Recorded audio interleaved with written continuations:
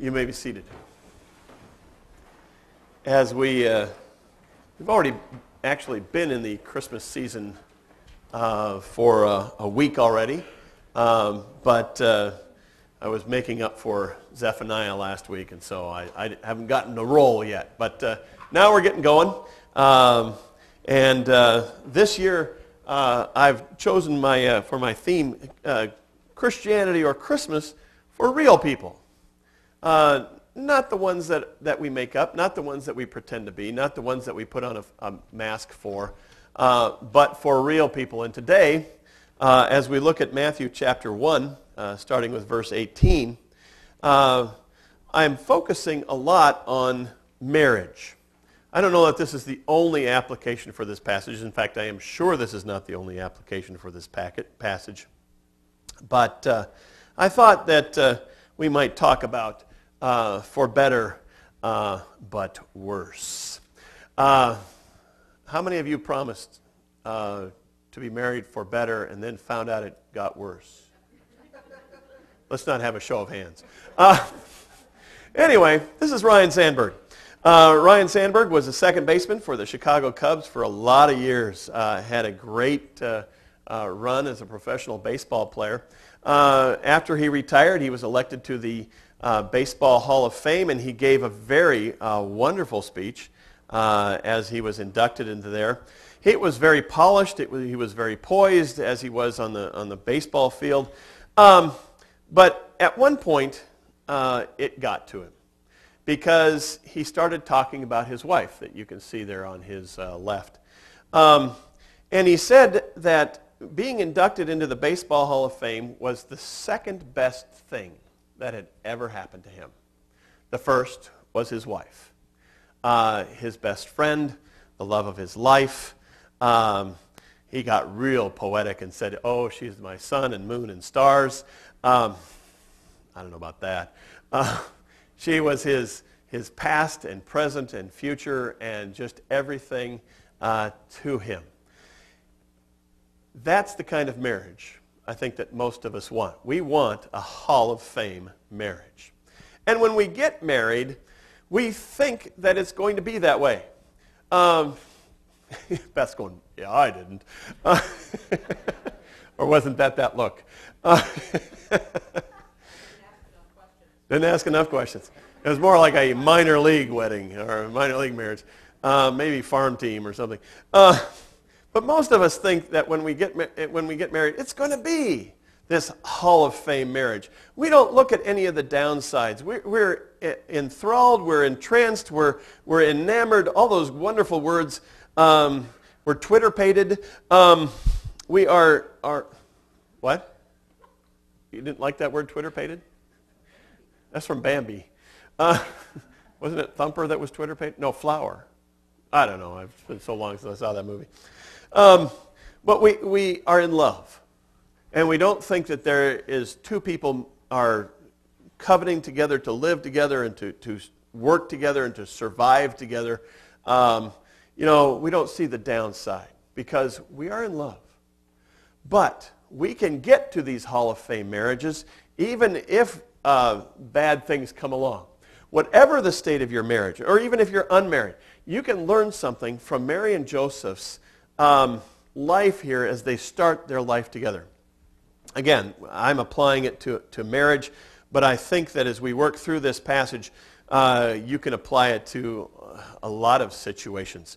A pastor friend of mine in Lincoln wrote his doctoral thesis on how we go through cycles in life, and this is showing some of the cycles that we go through.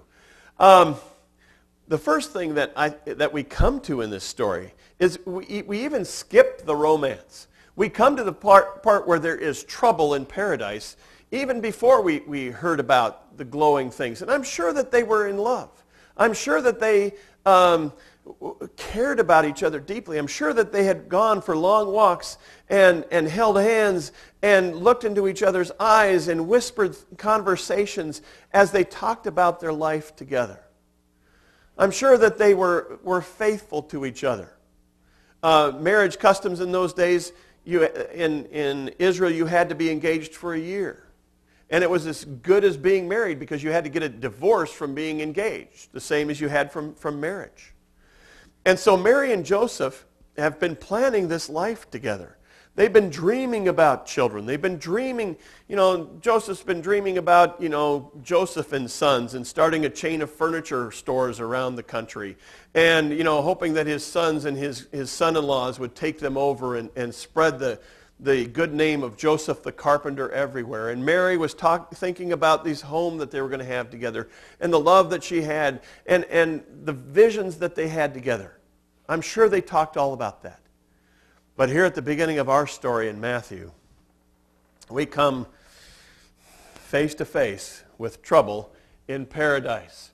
As hard as it can be to face, the first thing that we need to do when we talk about our marriages or anything in life is to admit when things are looking bad. And Mary and Joseph's plans for their future started to look bad real quick. It says in these verses, this is how the birth of Jesus Christ came about. His mother Mary was pledged to be married to Joseph. That is just an amazingly sweet statement. That is just a beautiful statement about what they were planning together, what they were thinking about doing together, about their future life together. But then, before they came together, she was found to be with child through the Holy Ghost. And all of their dreams, all of their plans got changed. And radically so. Romance grows by leaps and bounds, but it dies by degrees. It dies through little things that we do and don't do, and say and don't say. Little steps of injury and disrespect. When you're first in love, man, that just snowballs. And it just grows and multiplies and becomes huge. But once the wedding happens, it can start with a statement. You're at a meeting of friends and you say something and your spouse rolls her eyes or his eyes. It can start with, a tiny little thing. You leave the toilet seat up. And it just irritates. Nobody says anything about these little things, but they grow. Dave Barry is a very funny man. That's him up in the corner if you can't see him there. And he wrote a story about guys in Christmas. And he starts off by saying, at this point in the Christmas season, your standard man has purchased 0 gifts. All of you standard men go out there, yes. And your standard man has purchased 0 gifts because he's still worrying about the gift from last year.